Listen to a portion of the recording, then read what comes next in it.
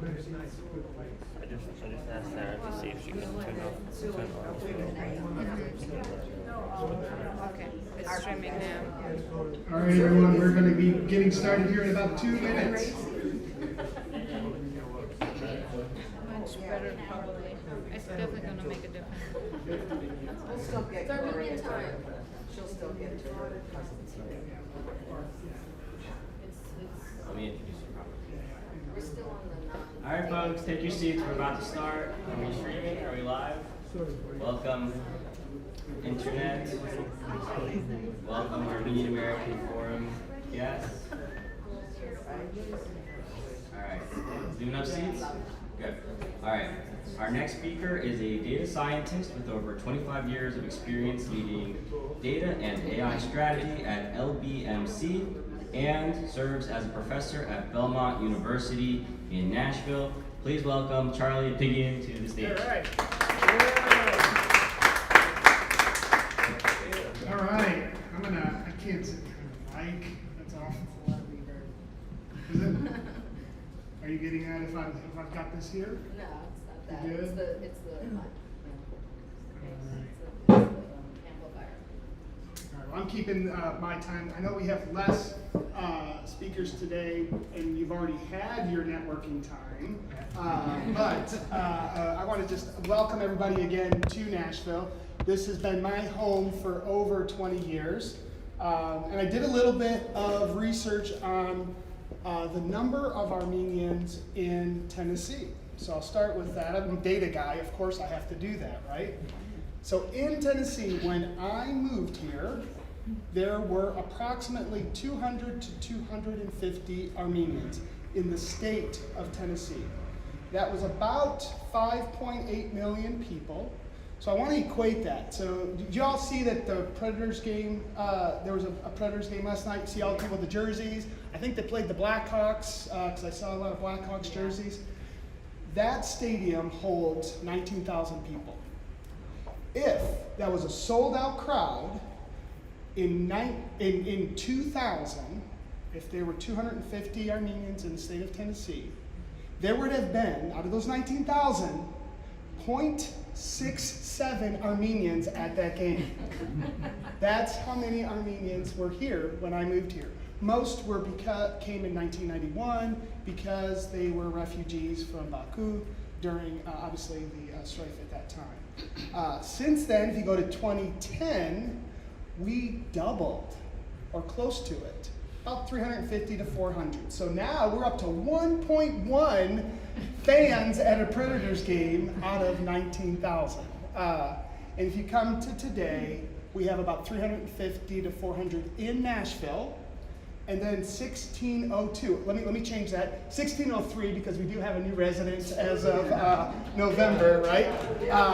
And so there's about 1,600 now. So we went from 200-ish in 2000 when I moved here to now about 1,600 Armenians. In the state, yeah, in the state. And again, that 1,600 number I feel good about. Everything else is an approximation. You can either get that from AGVU's site or from Census.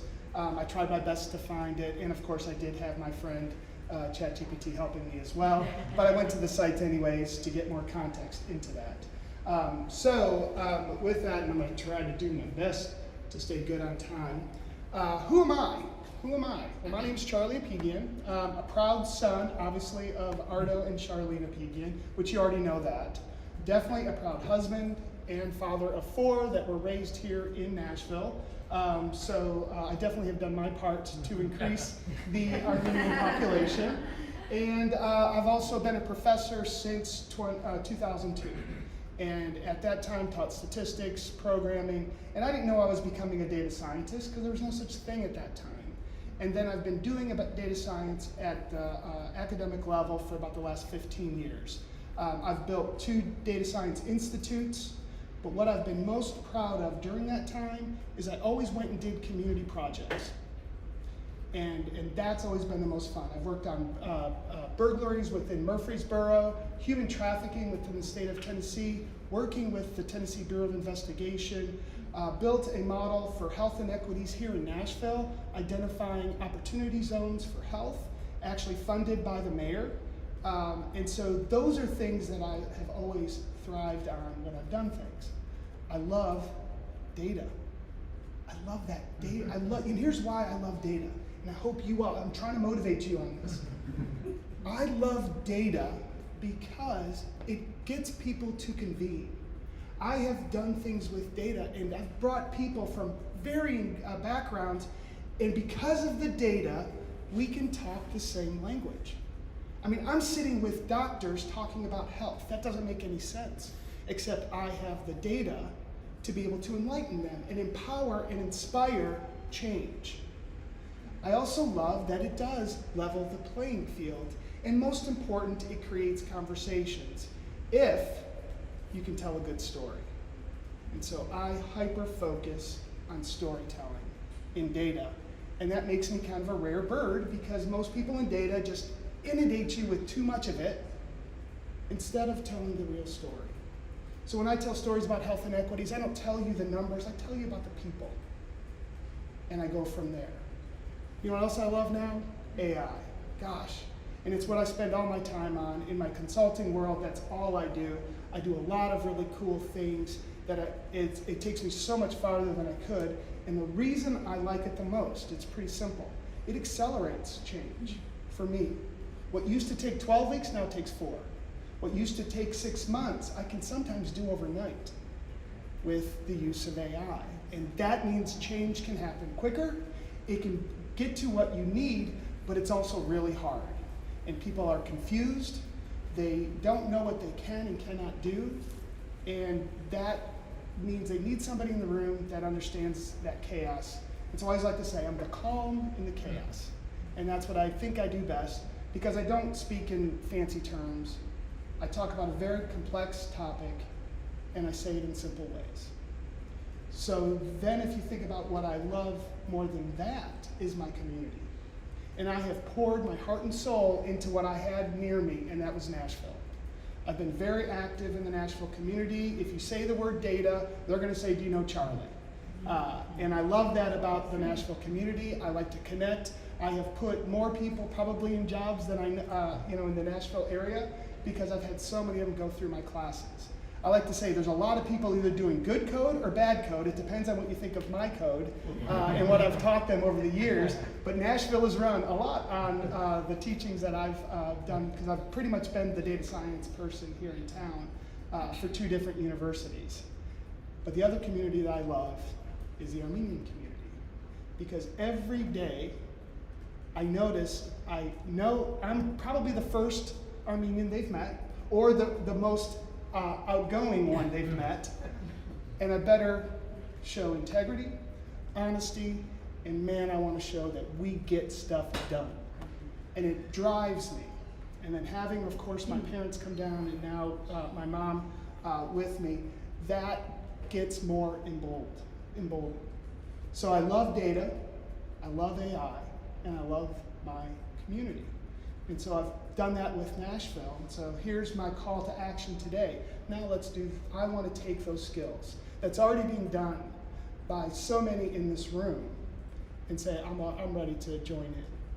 So as you think about this, you got to think of a couple of things. It's not just about data or AI. It's about the story you can tell behind it. Whether it's about 1 million trees being planted. Man, I would tell that story 1,000 times, and I'm going to do that every time I get to talk to somebody.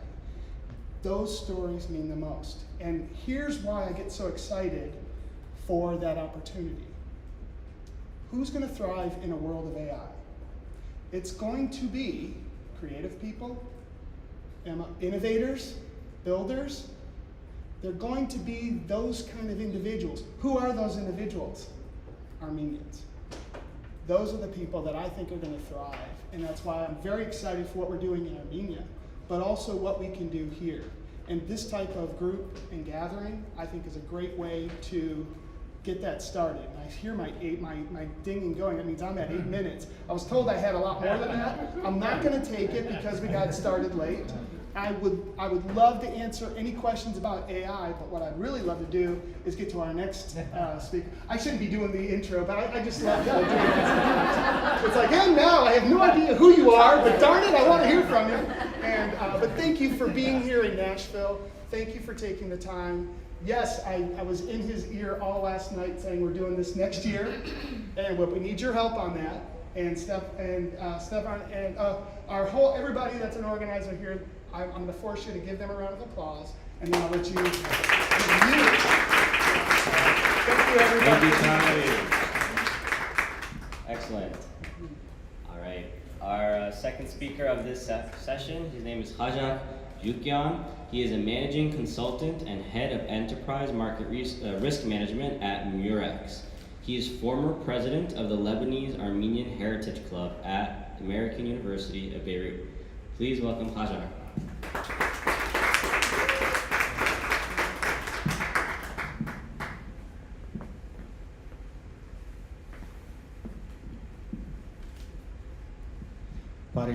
Good morning. I'll start from where Charlie left off, which is thanking Sevan, Naira, and the organizers of this forum. Really great event. We need more of these. Very enjoyable, and like Sara said, when two Armenians meet, they create a new Armenia, and I think over the past 2 days we created many Armenias. So thank you. So today I'm not gonna wear my consulting hat and sell you what the ideas you shared with me yesterday, or be politically correct, or I'm not gonna wear my engineering hat and talk about numbers because I can get too nerdy too quickly. So I'll put my Armenian hat and talk to you as a fellow Armenian and share my experience. The reason I came to Nashville this weekend is not because I have an NGO or a startup to promote, nor because me and Sevan were best friends before Friday, although both of them I wish they were true. But I came here for 3 reasons. One is to support a fellow Armenian who's trying to do positive change in the community. Second is to build meaningful connections that we can leverage on to create opportunities for our community and nation in the future. And the third is to share my perspective, which is what I'm going to do in this talk. But before that, who am I? I was born in the heart of the Armenian diaspora in Beirut, Lebanon, in a very Armenian family. My mom was a school teacher for 25 years in an Armenian school. My dad is a professor, published multiple books on Artsakh conflict. And naturally, I was also a very active member in the community. I was the president of the Lebanese Armenian Heritage Club. We promoted our culture, we helped our students to achieve a better future. I studied engineering and I ended up in financial technology. I worked in Lebanon. I traveled across the world working on different projects in South Africa, Europe, Scandinavia, Central America, North America. And apart from the professional experience, what stood out was, and what I think is very important is, like Emma said yesterday, our identity, because anytime we meet people from across the world and we present ourselves, we are proud of our identity and we say who we are, they trust us more, we can build that rapport, that relationship with them, which is long lasting. And I think sharing our identity, being proud of it, is the first step when we meet someone new.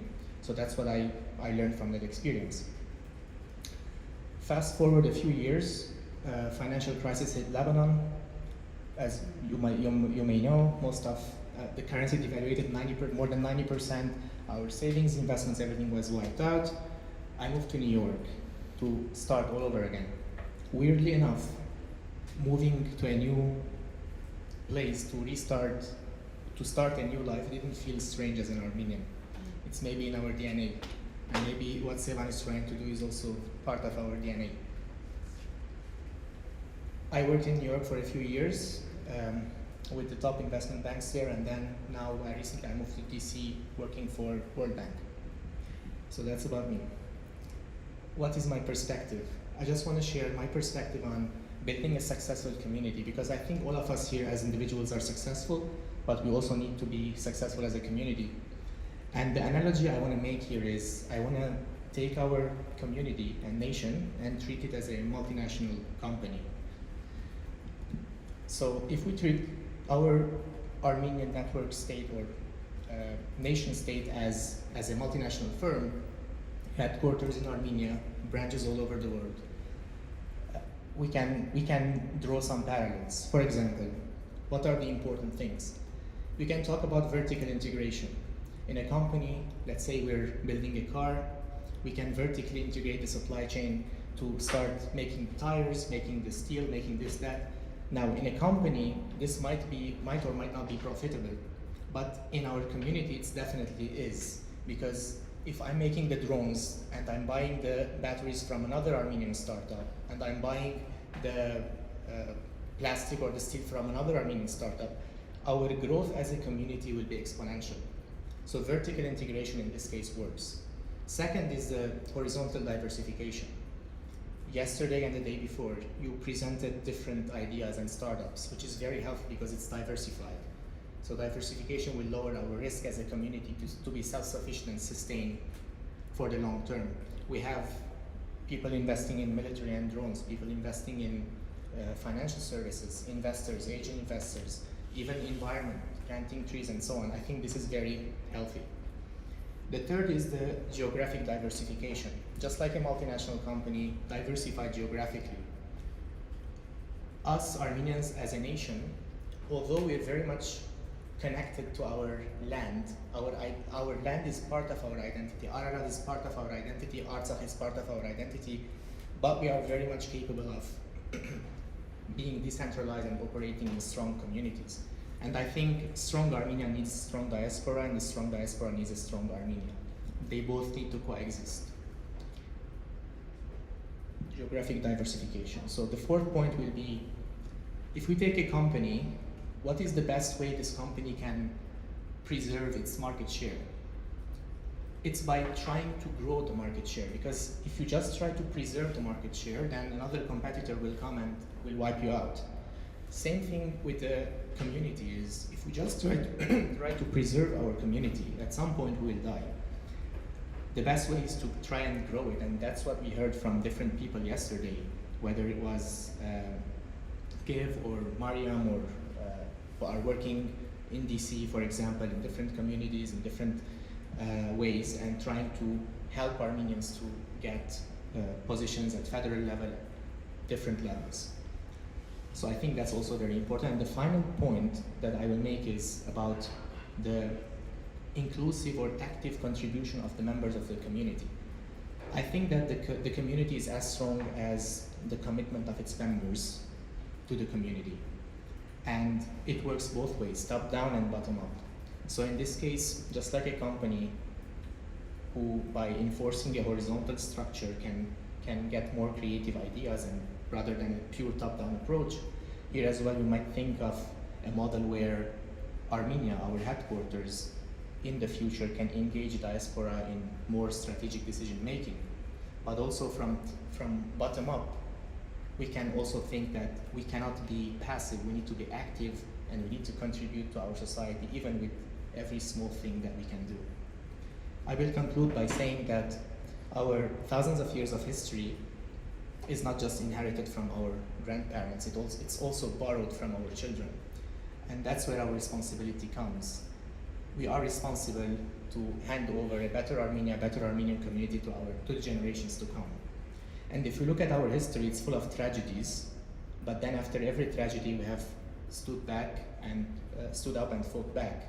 So mathematically speaking, number of victories are at least equal or greater than the number of tragedies. So let's count the victories and not the tragedies, and thank you all.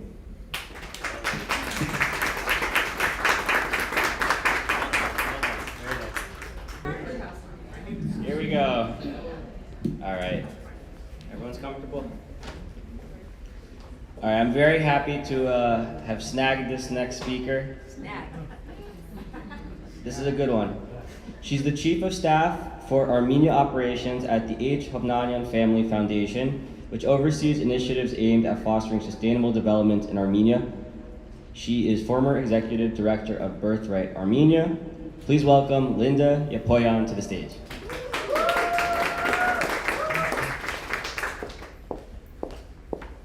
Thank you. It's a pleasure to be here. So glad I came. I had flown in from Spain the night before. I almost didn't make it. We're celebrating our 30th wedding anniversary there. Thank you. Thank you. Another one of my accomplishments. I'm going to do things a little backwards. I'm going to start with lessons learned. instead of talking about what, and I will get to what we do, and not talk about myself at all. But the lessons learned, I think, are worthy of sharing with you just because of my background, which is 35 years in the Armenian world. And a little different than most, if not all, in the room, in that we're not a fundraising organization, we're funders. So I can talk from a different lane, or from above, or from the sidelines, whatever you want to consider it. Having been a fundraiser myself, because I fundraised for Birthright Armenia for 10 years, from that experience, but now from the Hovnanian Foundation experience. Lesson and takeaway number one, we need to do more. Whatever we're doing, we need to kick it up. And we need to do more, we need to do it better, we need to do it smarter, we need to do it more cost effectively, we need to do it together, we need to do it collaboratively, and we need to leverage our resources.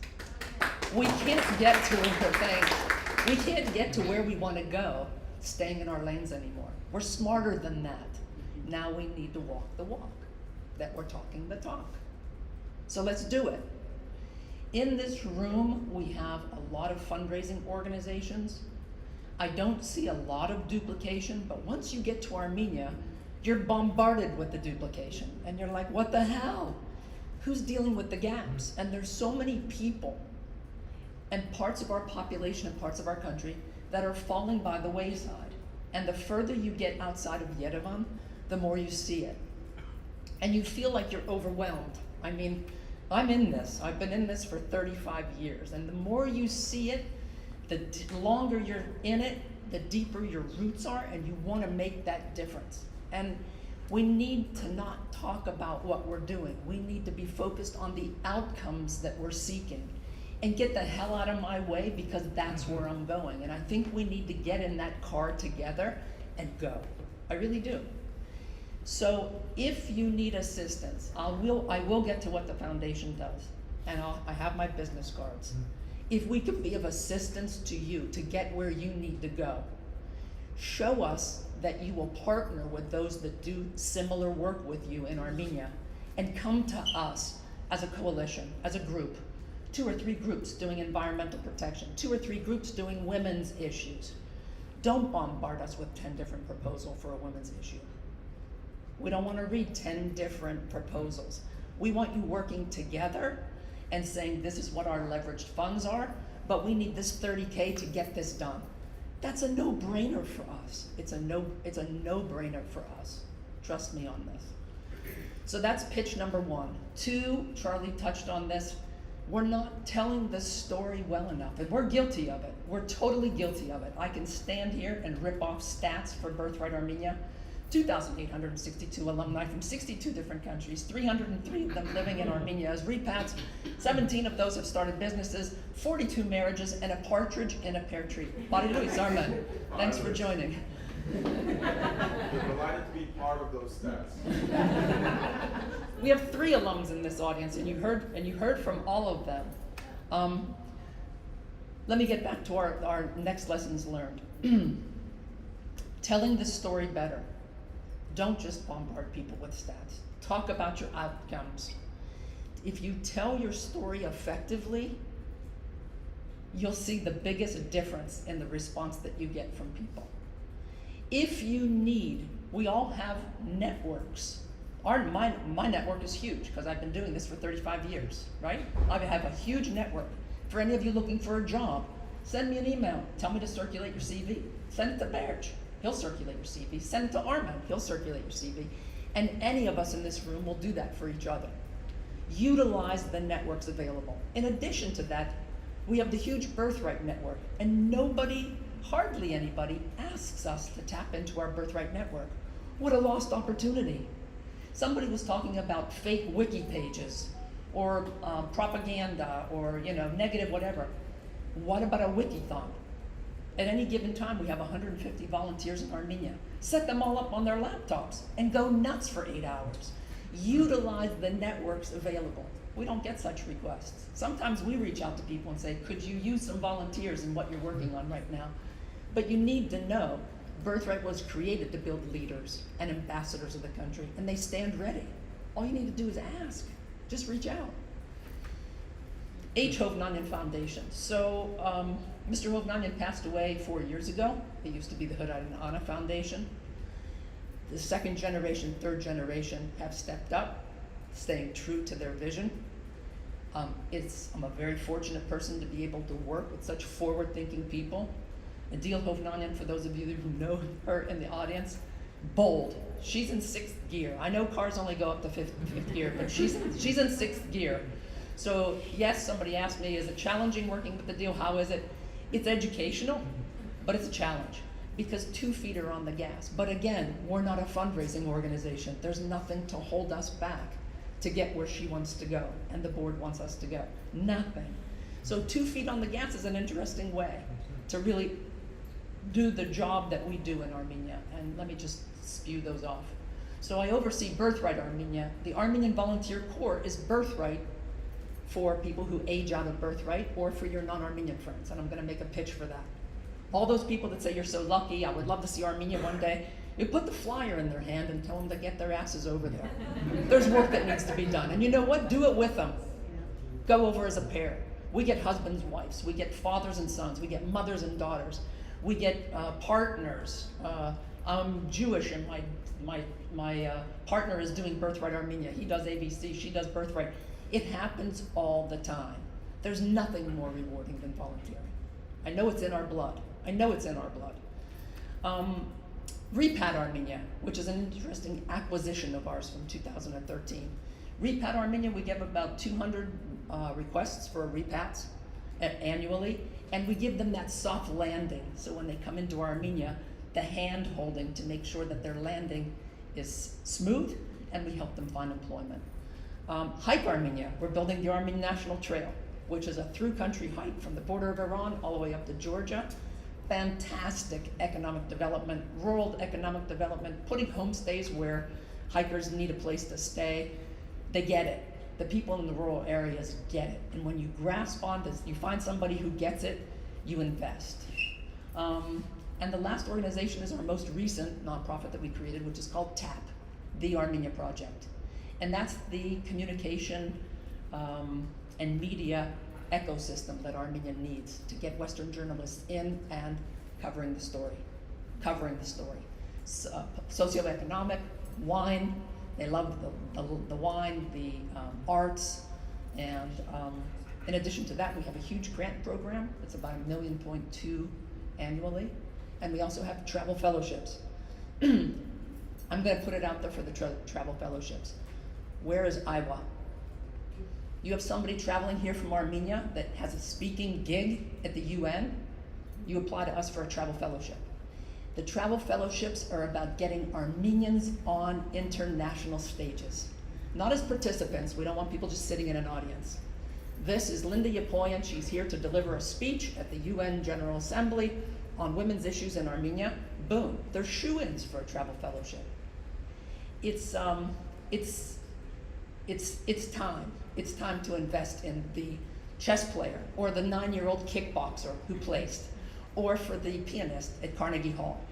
All of it, it's about getting our stories out. And that's one of the ways that we do it with travel fellowships. Do I have 1 minute? I'm done? Thank you. Come talk to me. Take these flyers and just put them in their hands. Just really, thank you so much. Thank you, Linda. I told you she'd be a good one. Very interesting. Thank you. Okay, our next speaker, you recognize her as the person that helped make this possible, being Grun's guitar, but she lives a second life. She is the education coordinator at the National Association for Armenian Studies and Research, NAASR. Please welcome Sara Cohan.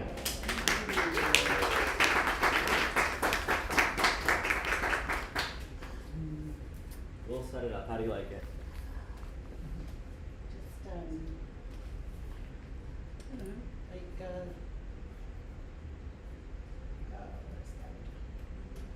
Did you send me slides? No. Okay. Is it too hard? You know what, forget it. Don't worry about it. Okay. Okay, a lot of you all know Mark Ramagonian. He's my advisor. Please don't tell him that I didn't use a PowerPoint.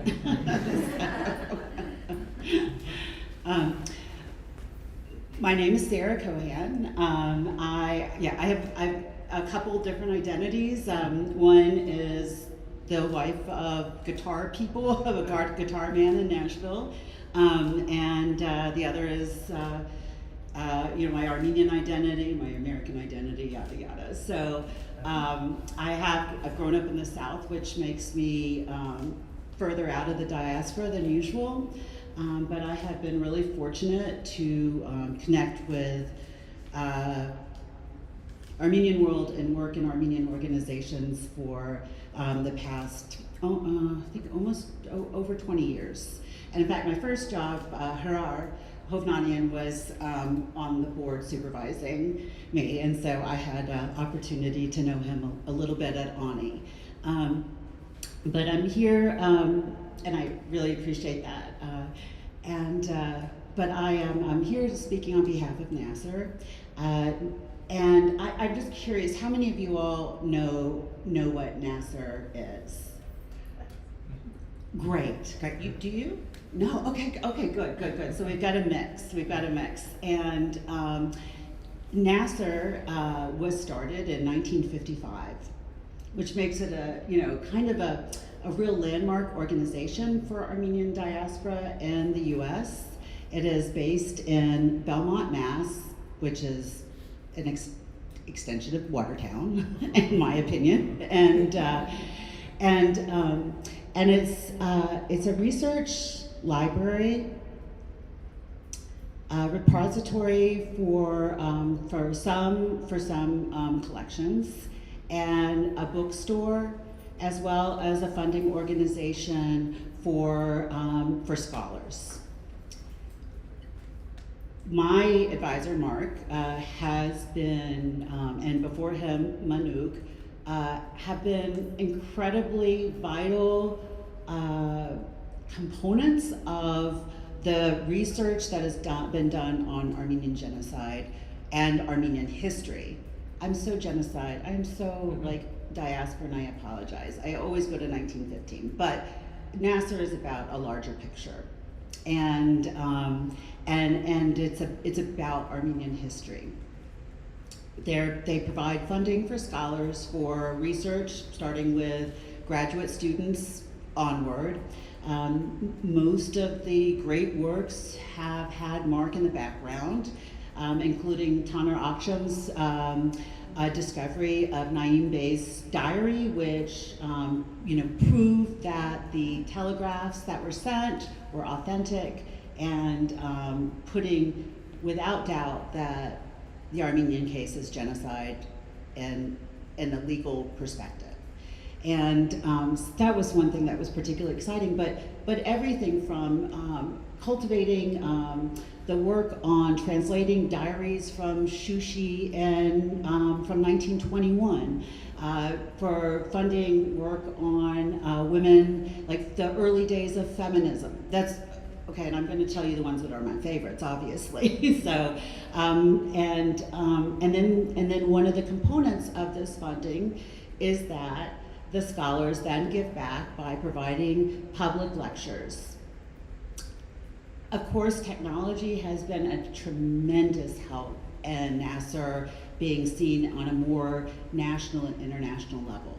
So right before COVID, and then of course during COVID, and now we have many more hybrid sessions and some that are specifically Zoom sessions, so that we can bring scholars from around the world together to discuss important topics. We can bring scholars into our zone to discuss their new works, whether they're from Hayastan, the US, France, Argentina, etc. And I really recommend you looking at our YouTube channel. Please think about subscribing to our email list. It's funny too, when I was working at Genocide Education Project, I used to always tell my audience, feel free to subscribe because we're not going to send you many because I have to write them. And in this case, I can speak for Mark, is you get enough, but he has to write them, so you're not going to get overwhelmed. He's got a lot of other things on his plate. So, but it will let you know what lectures are available, what new books are coming out. Membership is very low. I can't remember, maybe 25 for students or something, but 50 for adults. It's a very reasonable way to fund this research library. I also recommend that instead of going to Amazon, consider buying your books from Armenian sources, you know, whether it's Abril or NAASR, or no, I'm thinking of the no, I know, my bookstore, and you get a membership discount, and oh no, there's another one I was trying to think. Yes, and we have worked together on Zabel Yepoyan's works, which have been, if you are not familiar, has been an incredible moment in women's history with Armenian women's history. And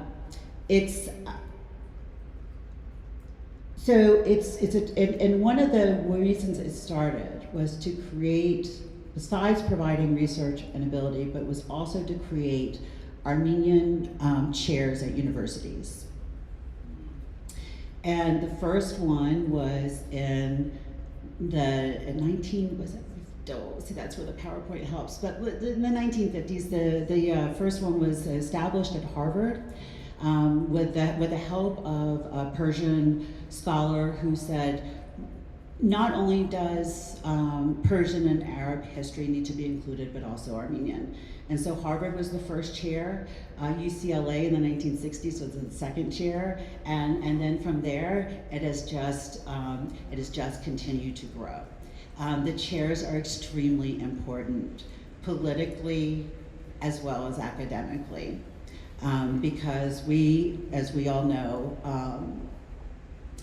denialists are also working on getting chairs and have the money and power to flip universities. We need to be able to provide chairs so that we have academic scholars out there telling the truth and publishing the truth. It is also a place that in diaspora, we have to remember that we need to be the caretakers for our history. And in a time in which we are suffering because of our losses and fear for the future, you know, one thing we can do is think about supporting organizations and participating in organizations that teach us our history and preserve our history. Armenians tend to think that they know their history. I don't need to go to your workshop. I already know. I know the genocide. But we have such a long and intricate history. There's always something to learn. So please, like I said, visit our YouTube channel and sign up for our email, and I hope you enjoy and appreciate our programming. Thank you.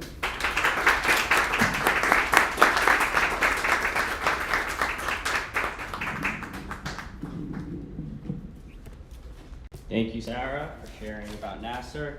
All right, our next speaker is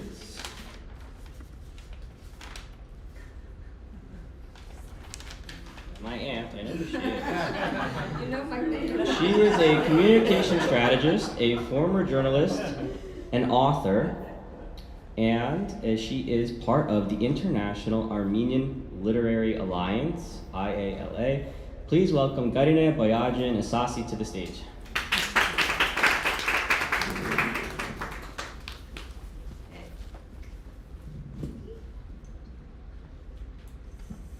Thank you.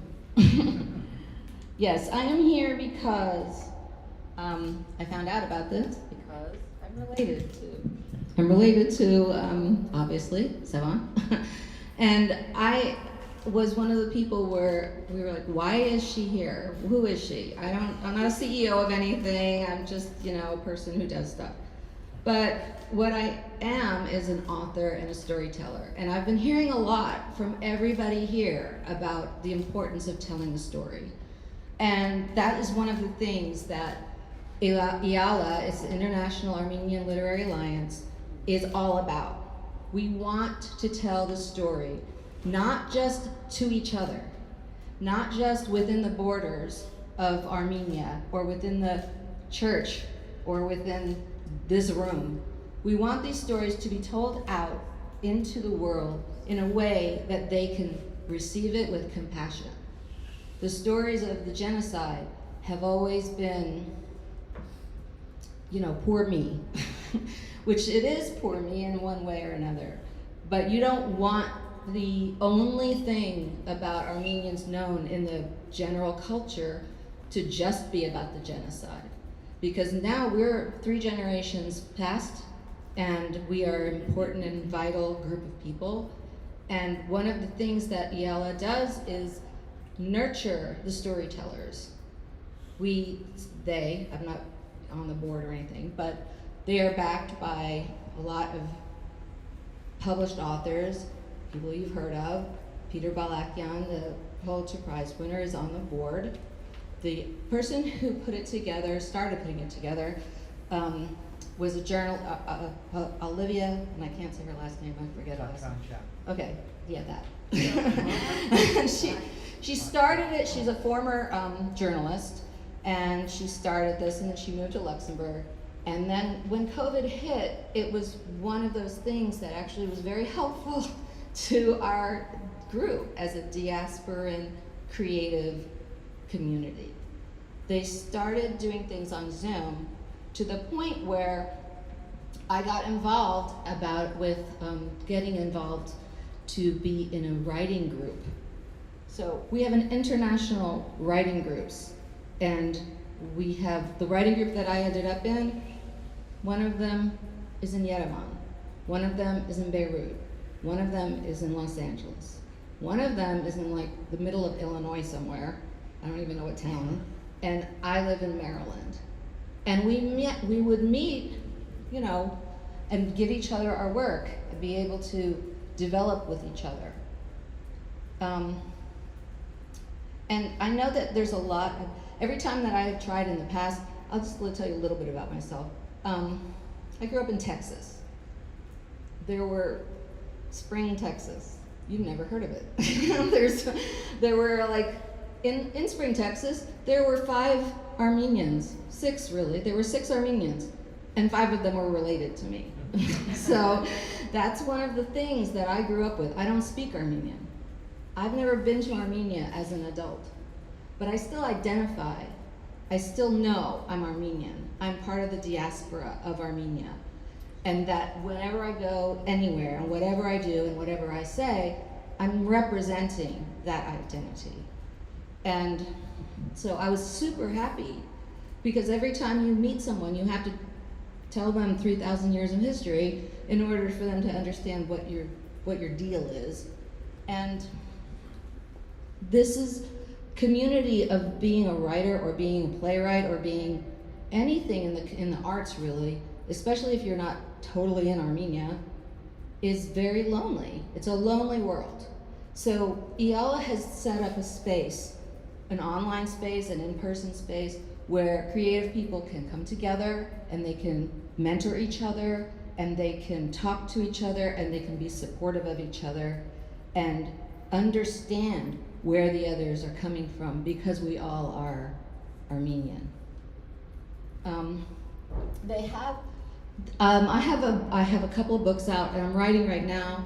I just finished a manuscript about the Armenian immigrant story of all of our grandparents who came to New York after the genocide, and began the whole point of the book I'm writing and trying to now get published is the recovery.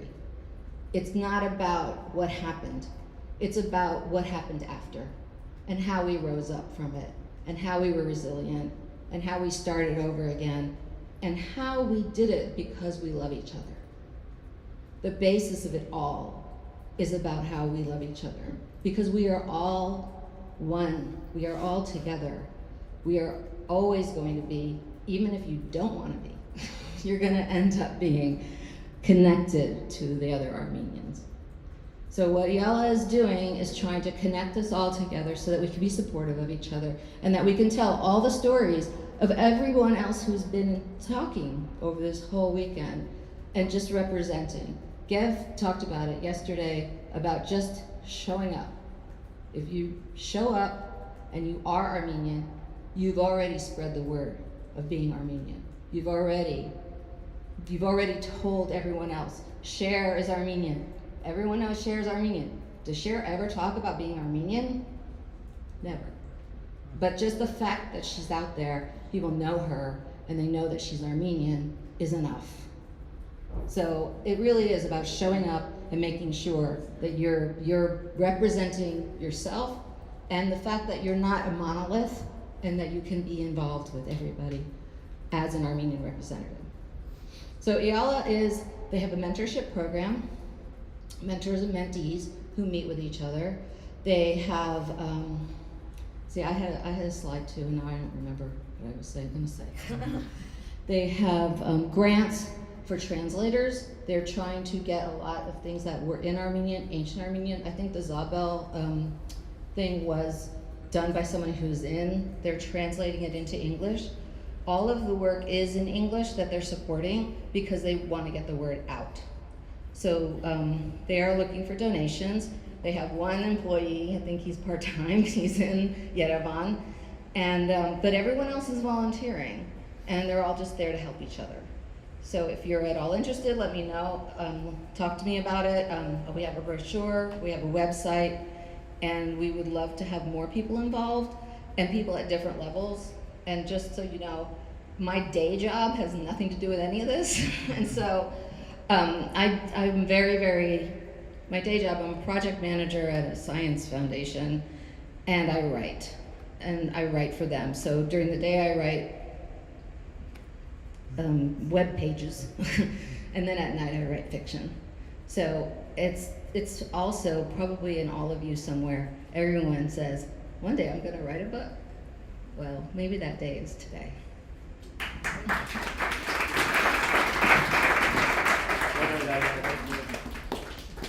All right, excellent. So we'll start our next networking session. It'll be 20 minutes long, and then we'll come for our last round of speeches. And Emma has some announcement. Yes. Really very well connected to what you were saying, to spread the word about Armenia growth, about Armenians' growth, and communications, not only about genocide, but more, because we are doing more, and we did and continue and will be doing more. I covered yesterday Digital Julfa Network, the website. I have some major announcement to make. It is confirmed that March 20th, Digital Julfa will go global with Reuters and with Yahoo Finance. Together, those two will be 315 million people to learn about Digital Julfa. Thank you. All right. Our next speaker is the founder of Tono Law Group. He is board member of the Armenian Engineers and Scientists Association. He is also co-chairperson of the Intellectual Property and Information Technology Tech Law Committee of the Armenian Bar Association. I'm happy to introduce you to Garinè and Tonoyan. Thanks for the introduction, Sevan, and thank you all for being here, making it all the way out to Nashville. When I was first talking to Sevan, I wasn't sure how many people would show up. You could be doing anything else, scrolling Instagram, debating politics, correcting each other's Armenian grammar somewhere. But you're here, and that means you care enough to at least attend something like this, and I think it's going to be very impactful after everything that we've heard.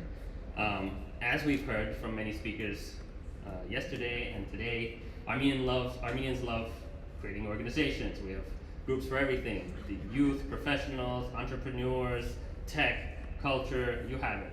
The only problem, half of these groups don't talk to each other, and the other half don't know what the first half is doing. But today, instead of talking about just successes, I'm going to do something that might be a little bit dangerous. I'm going to talk about failures, specifically my own and the initiatives that I've undertaken. I'm going to talk about the failures specifically so that to show the point why we must change the paradigm of how we engage. And despite Sevan's prompting, not many speakers have touched on what's been done poorly. And if we don't talk about what's broken, we can't really figure out the ways to fix it, right? First step is knowing that there is a problem. So I'm here to challenge how we as Armenians engage with each other, with Armenia itself, and how we can find a path to move from that survival mode to leadership mode to move forward in our mission. Yeah, so if we don't engage with each other, we risk being left behind. Click. As you may or may not be aware, in many situations, 80 to 90% of diaspora and Armenian community populations are not actively involved in any consistent Armenian organization or activity.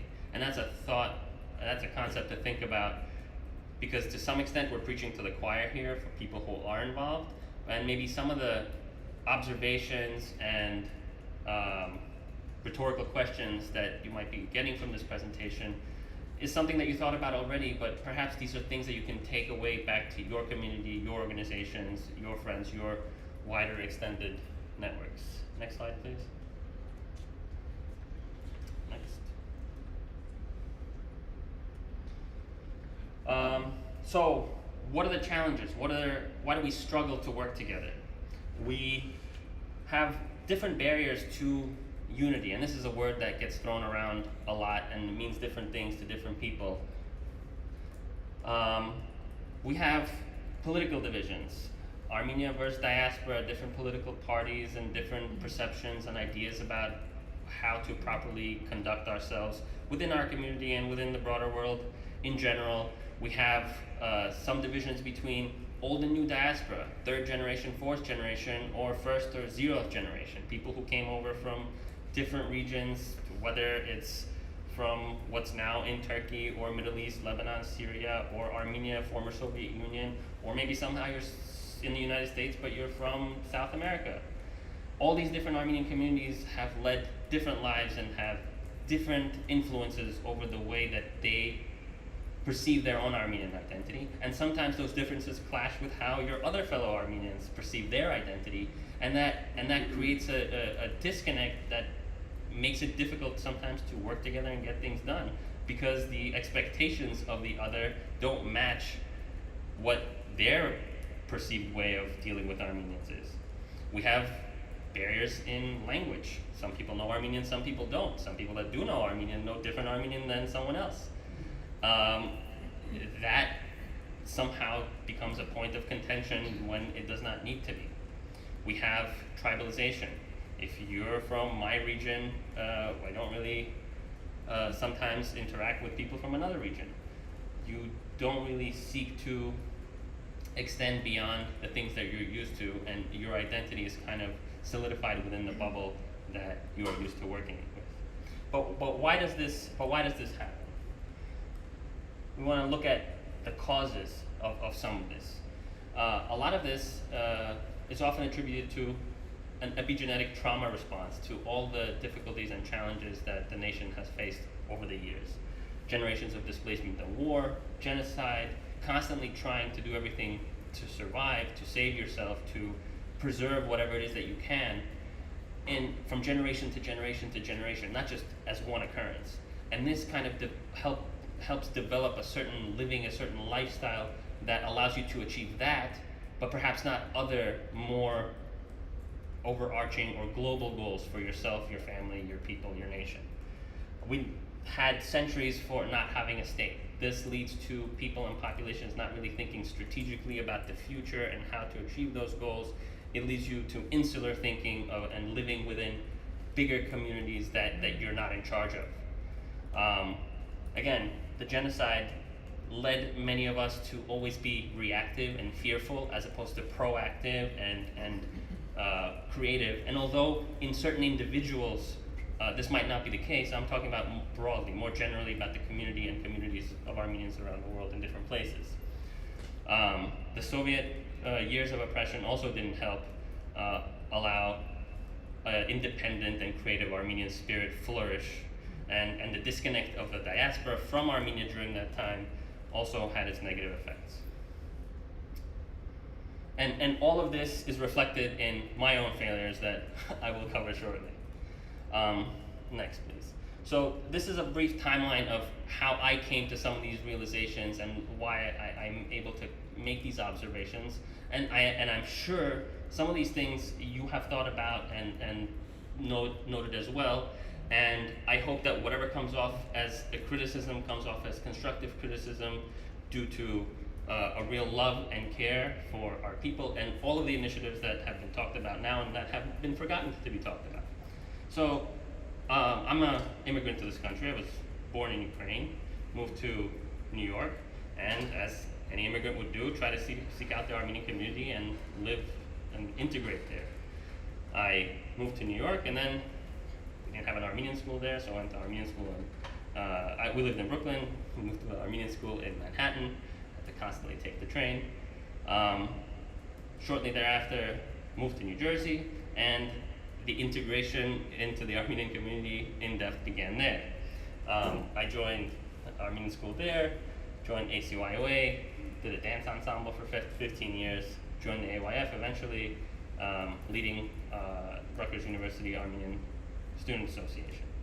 And that's when my exposure to some of the organizations represented yesterday and today began, namely HBU, Armenian Assembly, ANCA.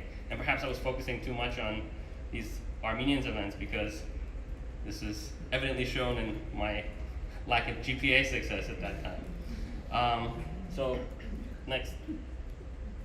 I was thinking so much about some of these Armenian organizations and why did I not know about them? We were hosting a project, a thing for students to learn about the internships available, and HBU, Assembly, ANCA came to present, but I was struck by why I had to struggle to do so much research to figure out what they were. This was years ago, and why others didn't know about it, and what can be done to change that situation.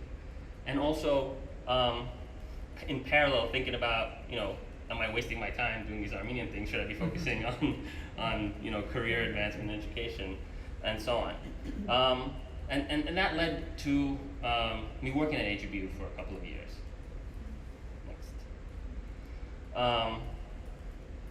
As this all was coalescing, there's a thought in the back of my mind of how to bring this Armenian involvement together with my other endeavors. And this is a theme that we'll echo a little bit later.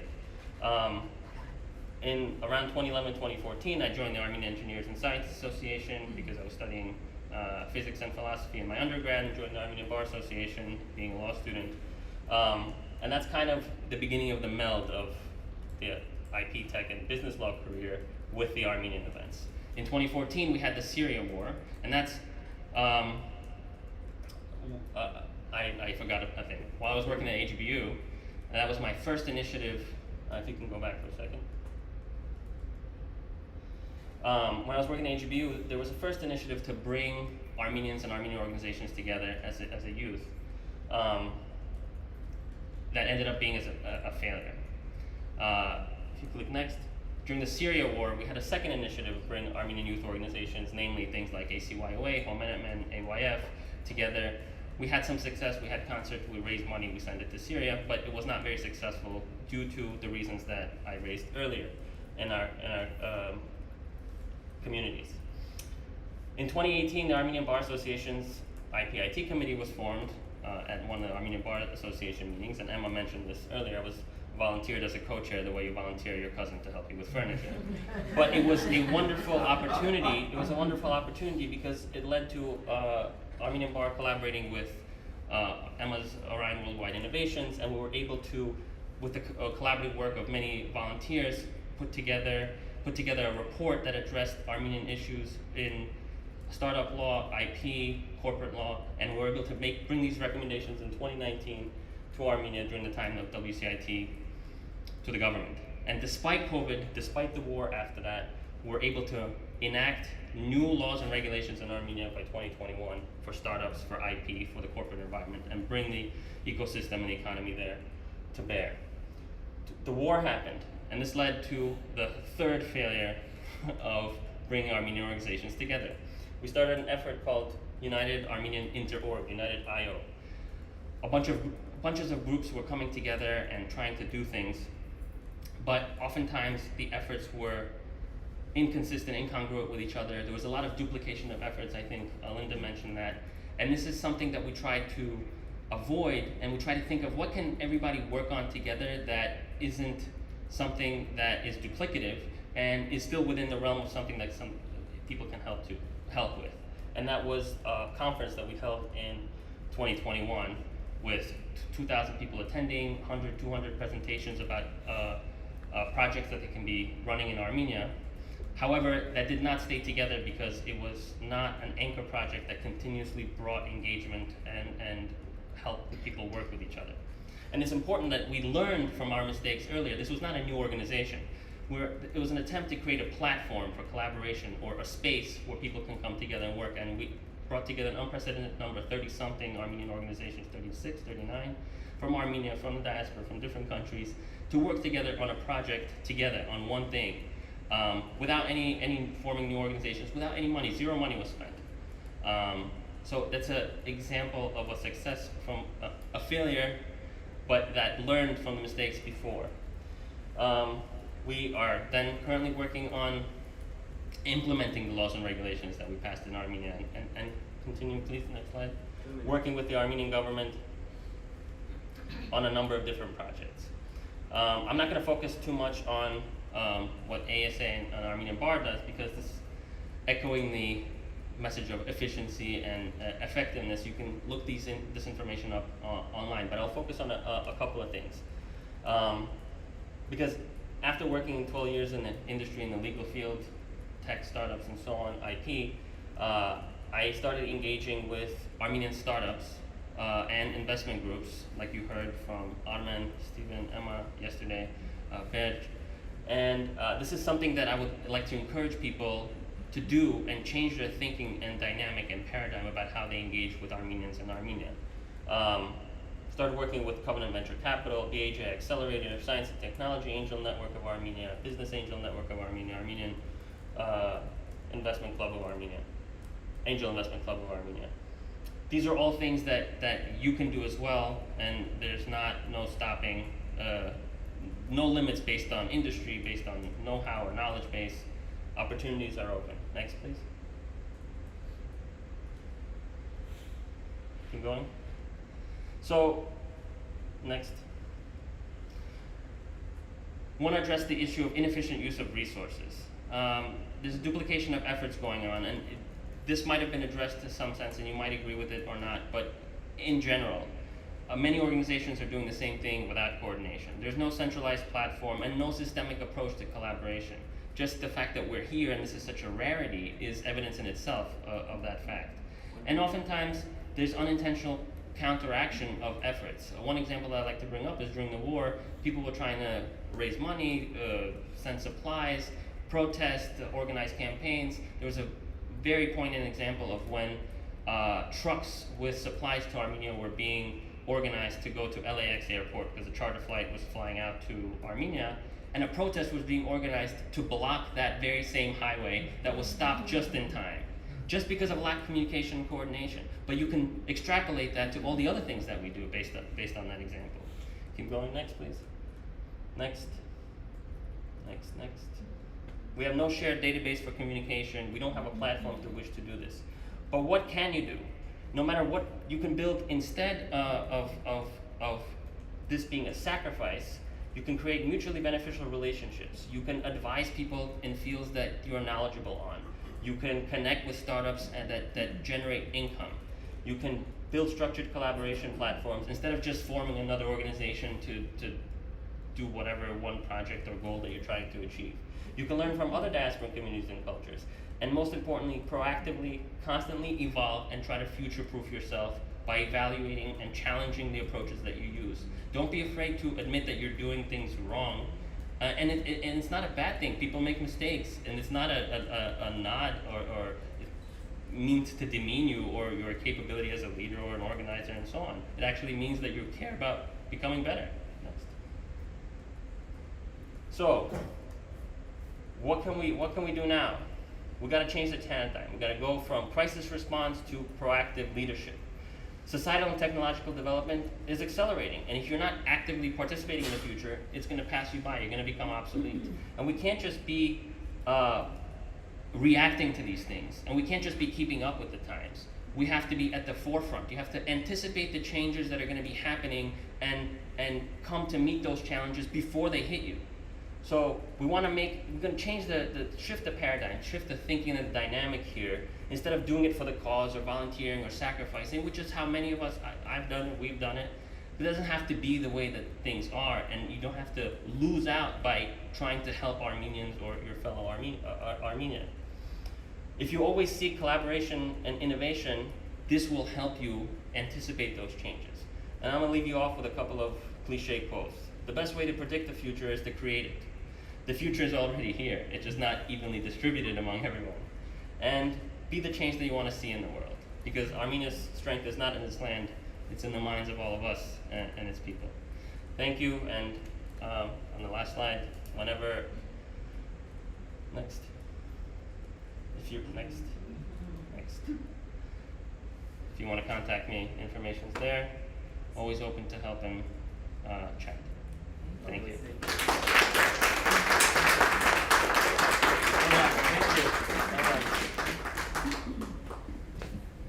All right, so we just heard from who I consider to be like Mr. Armenia. So Garinè and I, we grew up, this is my talk, I just started. Let's see, who wants to crack the whip? All right.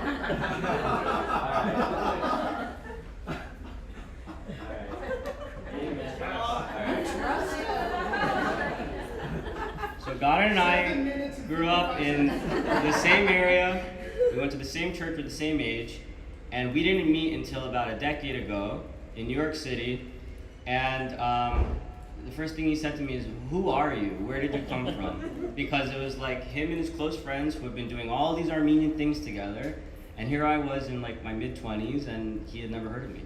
So who are you? And so it's strange, 10 years later, I put on this event, and I want to share with you how I got to this point, and perhaps you'll glean something interesting, and then we'll get to what I'm most passionate about, which is my research around the network state and what the hell is that. So I grew up in New Jersey, and I was an Armenian American, but I didn't necessarily know what that meant. I had experiences of like family relations, and there was an overwhelming amount of genocide programming, which I found both very repulsive and I internalized. So I thought as a child and a young adult a lot about how on earth can some people be on a certain plot of land for thousands of years and then overnight be pushed out and killed, and what kind of system can allow for that? And it informed my political views, it informed my career, and I went into public health with the desire to address all the terrible things that can happen in genocide and related genocide. But what I did not do, I was not active in the Armenian community. So if he's Mr. Armenian, I was not really interested in it. And it wasn't until I went on a trip that was sponsored by the church, as a pilgrimage to Jerusalem, which was like a few weeks or maybe a month before I met Garinè, that I experienced what it meant to be Armenian in a frame that was not genocide at all. Jerusalem experience was like history, and I was very prideful of it, and I had an amazing experience, and I wanted more. And that led to, this exploration of building out my personal network, making friends, ultimately marrying an Armenian woman and having Armenian kids, and wanting to create an Armenian community here in the Upper Cumberland region of Tennessee. That project is called the Hyeland Project, as you all know by now. So I mentioned, right, this idea of like my concern about how a system can turn on its people and kill them and all that. And so there was a group of people that were like also concerned about them. They were like these techno-libertarian folks. And so in my formative years, I was on the internet a lot, and I was meeting these like anti-authoritarian people, and they so happened to be creating this thing called Bitcoin. And I was like blown away. I'm like, okay, if my ancestors crossed the desert with their Bitcoin in their brain, because you can do that, you can save the Bitcoin in your brain, memorize the seed, they would have started not from 0, but from at 80% or 70% or whatever it may be.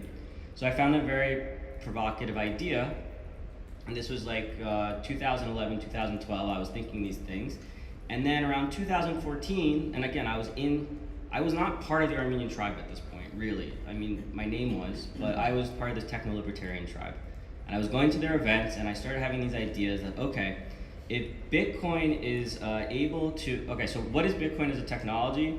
You know, you can argue about it, but at its fundamental thing, what it is, it's a coordination system for a bunch of strangers in a bunch of different countries who don't speak to each other to somehow work together and collaborate to provide network security for a cryptographic like a currency network. So if they could, these people would cheat each other. If they could, they would rob the network, but they can't. It's called a trustless system. And their only focus on coordination is this, network security. And people, including myself, are thinking, well, what if we take those ideas and say, well, first off, who else has trust issues? Armenians do. Right? I ask my dad for advice sometimes. He says, don't trust anyone, including me. I'm like, what kind of advice is this? It's real, that is what it is. And we have trust issues, and yet there's these group of people, these techno-libertarians, that are like hyper-individualistic, often hyper-autistic. They don't have communities, they're not good at building communities, but they're building technology to solve community problems. And they're like hitting their head against the wall because they're building really cool technology, but they don't have communities, and they're trying to build communities and it's not really going well. And meanwhile, I'm here looking at like, oh, look at these Armenian problems, look at this well-defined community, look at these coordination issues, and here's the technology. And so my whole thing has been, I want to meld the two. It's like my two tribes are actually merging together, and it excites me greatly. And so what is a network state? It's basically saying, what if we use this technology that's being pioneered and it more or less functions today, and we could make this work if we had the right motivation? What if instead of coordinating on network security, we coordinated on physical security, or social security, or medical security, or cultural security, or not even security at all? Maybe we want to coordinate in other ways. And we can do so in a way without giving up autonomy, without losing control, with having a tremendous amount of voice in determining how things play out, and having the ability to exit. And to exit means to leave the network without everything falling apart. And so I don't have enough time to get into details of why I think we're such a good pairing for it. I wrote like a 36-page white paper this past year about it. It's about the architecture of such a network state. But with my last 2 minutes, I want to like lay out my vision. So part of the vision is this event, networking, because we already have the components of a network state. Many of you are in organizations that are components of the network state. You are going to be service providers that will be serving these future entities. And what I hope to accomplish, me personally, not necessarily the Hyeland Project, but I hope the Hyeland Project is a magnet for people that want to share my vision, that we will build a greenfield community, and it will be called a network community here in Tennessee, and we will be the vanguard that uses this technology.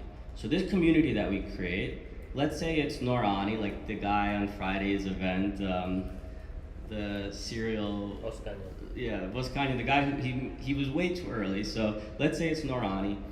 Essentially, I'm trying to think of a good way to describe what this thing is, and the closest thing I can describe is like an HOA, but instead of it being an HOA fee, you're being paid a dividend based on your how much you've invested in it, so your percentage ownership of the town, and obviously the revenue that is produced. So, you know, I say to you, well, let's build a hotel in this town. We're going to raise money, and then we're going to lease it out, and it's making money for our town. So, you know, you go from the paradigm of, you know, you're a resident in your town and you're being taxed to being you're now the owner in your town. And the provocative title of my paper is "You Will Own Everything and Be Free," which is obviously the exact opposite of the WEF, World Economic Forum, who may or may not be good guys and possibly be bad guys, and they are "You will own nothing and be happy." So forget that. I don't like that. I like property rights. I want to own stuff, and I want to own my community, and I hope you all do too. And yeah, this is hopefully will become my life's work, and I hit my 8 minutes. So thank you. All right, so now it's our closing remarks. We'll keep it brief so you'll have a little bit more networking time. So here come Abner. So we want to thank you all for coming here. You know, I'm proud that we were able to pull this off. I think it was a success. I hope that you all provide some feedback on what you liked, what you didn't like, what you'd like to do for next year, what you think is possible for next year. In a week or two, when I wake up from my nap tomorrow, we'll think about it. We have to thank a lot of people. So we're going to thank our families. So what did your family do for this? My family. So my mother, she homemade the khachapuri, the rectangular ones. She baked the other stuff too, but that's store-bought. And so she was definitely working the entire 24 hours just trying to, and of course, as an Armenian, I thought it's never going to be enough. So there's so much food left. So anybody who wants food, please. And my brother was very helpful yesterday. He just came in last minute as we lost our photographer. He took over, so I'm very thankful for that, among other running errands. I'm thankful.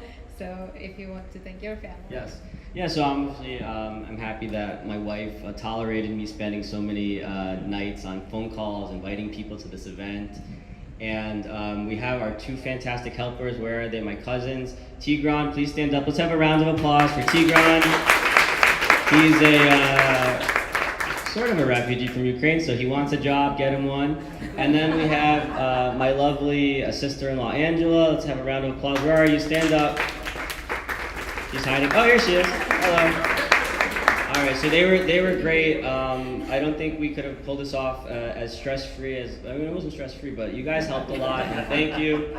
And okay, there's obviously Sara for the space, Historical Wines. Guys, buy Historical Wines. They did us a huge favor. Like, they were one of the first people to step in and say, yeah, we're gonna help. The first people were Grooms, so Sara, thank you. But then Historical Wines really came through with a great sponsorship. And then, of course, the Nashville Public Library. You know, they really came through. They gave us a beautiful space. They said that they already booked us for next year. I didn't even ask. And the lady's like, I'm retiring soon, so I just booked you out. Don't worry.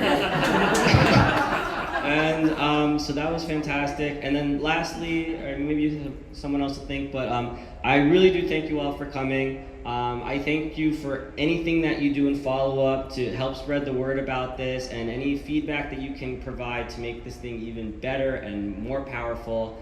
And yeah, I do remember more people, because in the moment you forget. But yes, absolutely. My friend Josh Cotillo, he volunteered to photograph the event, and if you've done any photography, it's usually not fun to do in a setting that's dim lighting. And my friend Irina, she flew here to be the sommelier for the event. She works for a Michelin star restaurant, wine bar in New York City, and she graciously came here just to host Storica's, be a representative for Storica Wines. And I want to thank Micah too. He lives in Smithville, one of our first connections, who did the videography, and hopefully we'll have a really nice video to share for the event. It will be more short marketing type, but still creative. And I think I do want to say one thing, because I feel like today's theme was very much about the community and how to build, how to overcome certain challenges. Like you spoke a lot, Karen spoke a lot about that. And I would like to leave people with one thing, especially now with ChatGPT that can access so much information. I would want every one of you who accesses ChatGPT to ask ChatGPT, what are all the names that could be used, that is used for Armenia in the Bible, that represents Armenia, but we may read and not realize because it's a different sounding name. And if you see that list and something strikes you as interesting or odd, go down that rabbit hole. Nice, cryptic. Say what you told me, please. I don't want to say it while streaming. All right, then we have a few minutes of networking left. We're gonna have to leave relatively soon, but you know, I hope you guys plan like a lunch. If you know, keep it going if you can. We plan to have, we've not planned, but we would like to have an event in late summer, early fall. It's going to be completely different, where this was sort of intellectual. That's going to be community building. It's going to be imagining what we're going to try to create an experience of an Armenian city in the woods of Tennessee. It's going to be a pop-up Armenian city at a campground. Again, I'm copying the Free State Project. They've done this for 15 years. It's incredibly fun, incredibly immersive. You get completely disoriented. And after the end of it, you come out like, whoa, what just happened? So we're going to try to accomplish that for us as well. And yes, we have to be mindful of our time. So we have a few more minutes. And thank you all for being here. You don't have to be too mindful. I mean, because the next event doesn't start till 2. There'll just be some few people coming in. And I just was able to finagle my, Eric, that if you all want t-shirts as you're leaving, I can give them away. So. All right, free t-shirts. So thank you, Sara. Thank you, grooms. Thank you, Sara. Thank you, everyone. This was a lovely time.